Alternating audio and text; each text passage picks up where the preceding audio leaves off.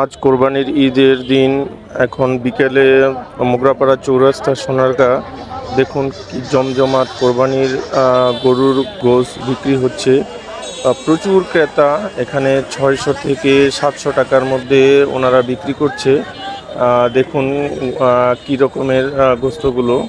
তবে এখানে এতটাই ভিড়, কেউ কেউ মানে কাড়াকাড়িও লেগে গেছে নেওয়ার জন্য। ক্রেতা খুবই বেশি, যার কারণে 600 থেকে 700 টাকার মধ্যে এখানে বিক্রি হচ্ছে।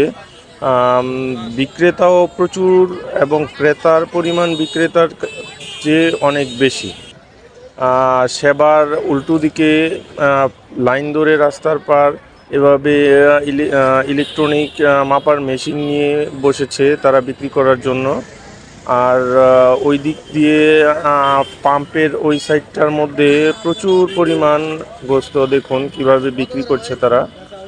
এগুলো বস্তায় করে নিয়ে আসছে এবং লোকজন এখানে ওইগুলা ঢেলে দেখে তারপর কিনে নিচ্ছে কোরবানির পশুর গোস্ত। দেখুন এভাবে কেউ কেউ মেশিন নিয়ে বসে আছে, তারা কিনে আবার বিক্রি করছে। আবার মেশিনের ভাড়া হিসেবে তারা মেপে দিচ্ছে, বস্তায় করে এনে এভাবে বিক্রি করছে তারা। উনি এই গোস্তটা 700 টাকা কেজি চেয়েছে, বিক্রির জন্য নিয়ে এসেছে।